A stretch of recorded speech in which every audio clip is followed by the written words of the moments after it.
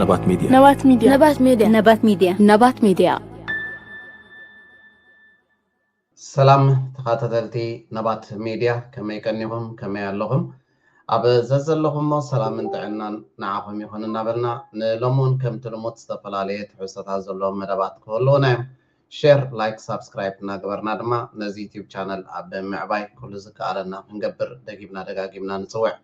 بغتا نابتلومي هادانين يزلنا مدب مسلنا بلدما حدا فلي حاجز زدليو حاونا لومو اتا فيديو بجمريا نرأيا دحارون كلنا عب كبابيو نركب زلنا سباد دما زدلي زبلا حاجزات كنغورلو بزاقت عمزي كنمحسنا كنفتو مجمريا اتزب منيو نزا فيديو زيا نرأيا Yeah, which part? Karen? Okay. You speak, can you speak your language? Send message to your people. Use the mic. Yeah. Send message. اوكي يا حوات والله سلامتي كميك يا بوسو كميك والله سلام يا ساكت قاتم والله يا جماعه بزي ابزنا من قد قال دقه قال كل الناس برتعنا قد ملز نقبرت فينا انتهينا نقبر ندي اجي فين ابقل بوتا قال ملنا حجز قال مل قال دلينا نحن كم دلينا نحن تايم ما نقبر كله استاكلنا هذه دقة عمي ستريس قال غيرنا ابي لنا قال ملين في الكلمه والله تعبت يجي ان شاء الله مزيد ما تسعد له هيوت قال ملين ان شاء الله بكون نعم عربينا وقال لك نقبرنا ان شاء الله دقة عن بيتي وكله سلام ان شاء الله يا جماعه Okay. Thank you. زي فيديو زي بملو تقاطعتلنايو نيرنا زي انترفيو زغورلو زلو اب غودنا زرقو وسب دما زي جاكيت ون انتقنه بعلي حماق ريو هيبو سلازي از سب زي عبد الله يزبحال ود قرنيه يبلالو اب جرمانيو زغمت اب كبابيو زلهم سبات ابي مخانو ويدما بيناي كتماهم زلون ابت فيديو اي حبرن بستعلنا متن از سب زي ناب قدمي تامصينا كله تتذكر الزبالة حاجزات كنقولله بس قطعم زي كنحبركم ويدما كنمحصنكم نفتو إذا حجي نقربه فيديو من الوقت إن إيرتراويان حدش نجر زي كهوني غاليو مهنياتو أب إيرترا سرقي نوريو متفقا نوريو كمون زرقب قايو نبرد دما أب نايقلي تقمقا أيتو علونيها نزمل كتو أكل أركب كها نابوانو كم زمل استقبر إذا حدا كابتي زخرعن زحبنن ناي إيرتراوي سنة مقباري نزز ملكات حصر زولا فيديونا لنا ناوخ بلوكمي حبيرنا نكتاتلو تشن إسران شدشان نبار مأكل كتما أسمرا نور حسين طاهر نور حسين استباهله ودي إسرع عامتن كمون نبار أديس أبابا إثيوبيا زغانا 30 عامت زعدميو نجاش جمال نجاشن أب كبابي إميغريشن ودي أزرهبو تشن $600 أمريكا أب قدامي مدبر بوليس مأكل كم دركبو كابت مدبر بوليس زرخبنا حبريتا قليتو زوم قبرت السناي نتتأفي زرهبو $1 أمريكا ساعات 10 حلال المقطر دحر مركبهم أب أوان ونبت مدبر بوليس كم دركبو تحزم مزقب كفلهم عبيون دمت بوليس حبيرو وانا جنزب ود 53 عامات نبار سعود عرب زخونه عالم قيتهم قدس تبهله خوينو جنزب كم طفقون صبحيتو نابت مدبر بوليس كم مكت كم زمت حبرات تحز مزقب نسو بزهوا حبريتا جنزبو مخانو دحر مرقات بعسى تخلط جنبات كلشن إسان شدشتن نعركت بمتوع عزازن حلافي مكلخال جبنن أبستر خبلو أقاطعمي اتناي مرخ 5 سرعات كم تخيدا قليتو عركتي وانا جنزب بمركاو بتزفت أمو سناي تجبار زيادة عقبت كسمعهم كله وانا جنزب دما جنزبو بجبرت سناي تركيبو بمتصلحو لعل حاجوس كم تسمعان سلاتز فتمو سناي تجبار دما بلبي أمسكينو كم تعين سناي تجبار مش نقالات حجرات كنا تتركله مولد تزير كوت أجهز بإرتراء قبل تزاريبو أما داتا بمسارة ممرحي بوليس إرترا نعركبتي 10 ميتاوت كم استوهبو زقلتها كفلهم يعبيها كم تعين سناي تجبار بهول زيجا كالسعابن كتعلمنتو خحيلن تلابيو أب زحلفه قربا معلتات حجون أب العلي إيرترا باسم سبعوي مسلات إيرترا مسل دق سبات أي تغبرنيا إيرترا مسل هايمانوتات أي تحولنيا بمبال كم تلمود حجون تلقاقامي كستات يقربالو نزز ملكت أمباسادر إيرترا أب ودب حبرات هاقرات ويزرو صوفيا تسفا مريم زهابتو قبل ملسنيرو نبهم كنبلينا حبيرنا نكتاتلو Report before the Council is fundamentally flawed in its methodology, unsupported by independently verified information, and disconnected from the realities on the ground. Its findings and conclusions therefore lack credibility and cannot serve as a reliable basis for informed deliberation or action by this council. አምባሳደር ሶፊያ ተስፋ ማርያም ኣብ ጀኔቫ ዘስማዓቶ ቃልዩ እቲ ዝግባእ ግብረ መልሲ ድማ ሂባቶም ኣላ ኤርትራ ነቲ ኣብ ልዕሊኣ ዝቐረበ ናይ ሰብኣዊ መሰላት ጸብጻብ ብምሉእ ድምፂ ከም ትነጽጎ ከምኡ ድማ እቲ ዝንቡዕ ኣገባብ ናይቲ ጸብጻብ ኣብ ዘይተረጋገጹን ስሞም ዘይግለጹን ወጻእተኛታት ወገናት ጥራይ ዝተመርኮሰ ኮይኑ ነቲ ሕቡራት ሃገራት ባዕሉ ዘመዝገቦ ኣብ ጥዕናን ትምህርትን ልምዓትን ኣብ ባይታ ዘሎ ጋህዲ ዕሽሽ ዝብል ምዃንያ ሓቢራ ሃገራዊ ኣገልግሎት ልዕላውነትን ድሕነትን ሃገር ንምሕላው ዝቆመ ትካል ምዃኑ ንውሓት ግዜ ድማ ብሰንኪ ቀጻሊ ግዳማዊ ስጋታት ድሕነት ዝተደፍአ ምዃኑ ከም ኩለን ሃገራት ናይ ኤርትራ ልዑላዊ መሰል ምዃኑ ድማ ሓቢራ እቲ ፍሉይ ልኡኽ ወይ ድማ እዚ ስፔሻል ሪፖርተር ንብሎ ንናይ ኣፍሪቃ ሃገራት ናፃ ውሳነ ብምንቃፍ ንውሳነታት ውሕዳት ሃገራት ኤውሮጳ ከም ሓቅነት ክቕርብ እዩ ዝፍትን እዚ ድማ ነቲ ቤት ምኽሪ ካብ ህንፃ ወዘተ ናብ ምፍልላይ ይቕይሮ ከም ዘለውን ብተወሳኺ ሓቢራ ኤርትራ ንዓሰርተታት ዓመታት ዝቐፀለ እገዳታትን ፀቕጥታትን መኪታ ህዝባዊ ኣገልግሎታትን ምርግጋእን ዓቂባ እያ ስለዚ እቲ ፀብጻብን ንድፍን ውሳነን ውድቕ ብምግባር እዛ ኣብ ልዕሊ ኤርትራ ዘሎ ፍሉይ ተልእኾ ወይ ድማ ዘየድሊ ፃውዒታት ንኽቋረፅ እውን ፀዊዓ ኣላ I think you were very unfairly treated, if you want to know the truth, in Ethiopia.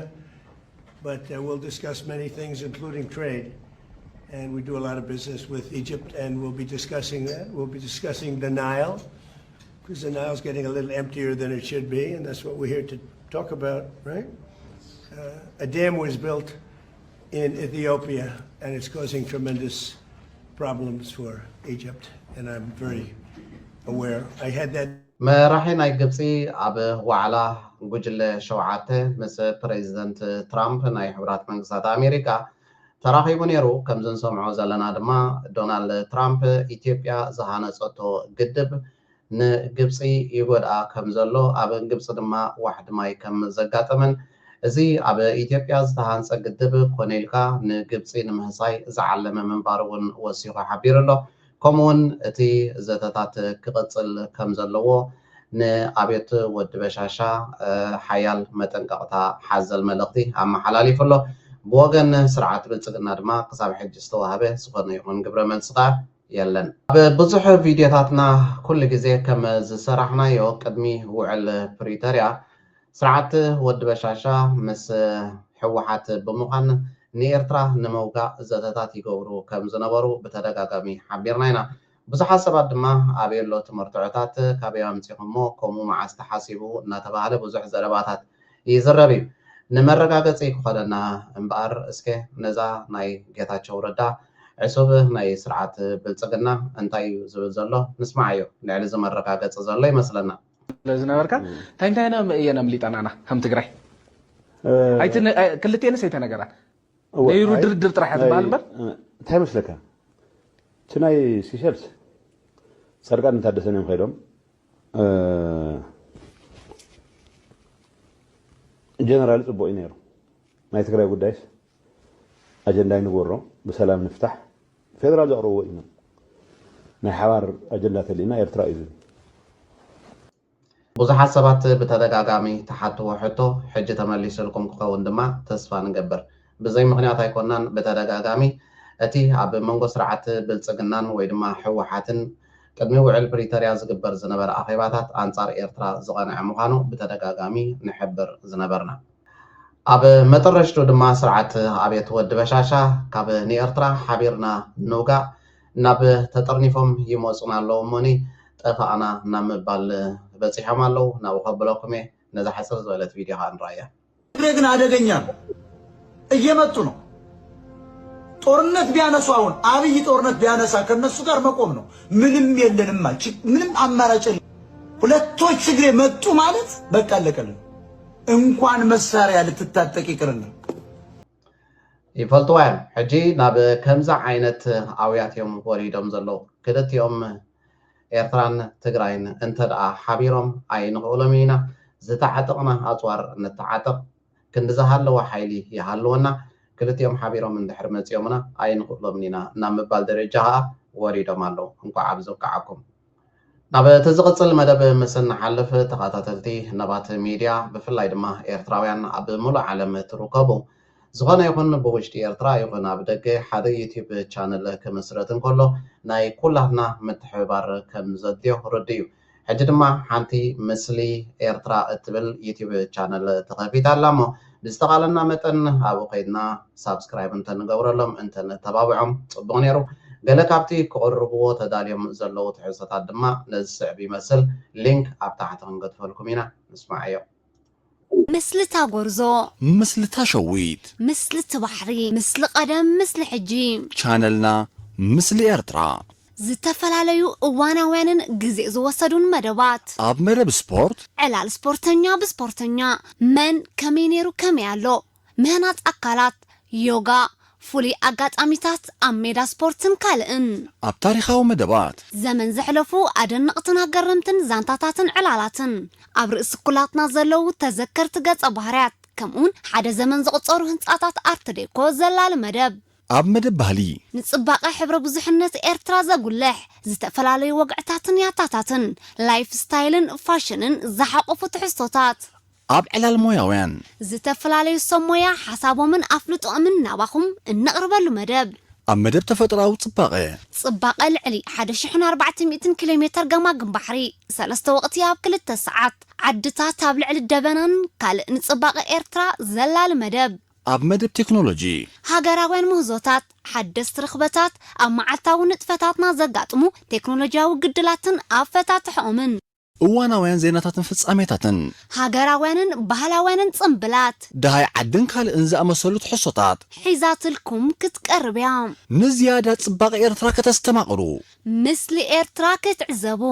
ምርጫኹም እዛ ቻነልና ክትከውን በኣኽብሮት ንዕድም ቤተሰብ ቻነል ምስሊ ኤርትራ ኩኑ ምስሊ ኤርትራ ገለ ካብ ትሕዝቶታት ኣብኡ ዝቐረበ ድማ ተራ ዲዛይነር ኣብ ሓደ ሕብረተሰብ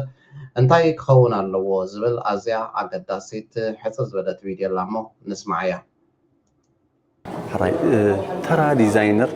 ኣብ ምትሕልላፍ መልእኽቲ ከመይ ትርእዮ ብክዳን ጌርካስ እንታይ መልእኽቲ ኢኻ ተመሓላልፍ ትኽእል ብጣዕሚ ተራ ዲዛይነር ዓብዪ እየ ዝብሎ ንምንታይ ፀላዊ እዩ እጂ ዝሓለፈ በዓላትና ስታድዮም ክትሪኦ ከለኻስ ብሕብረ ብሄራት ብዓድለካን ብባንዴራ ክደምቕ እንከሎ ተራ ዲዛይነር ሰዓብ እዩ ኣብ ባህልካ ኣብ መንነትካ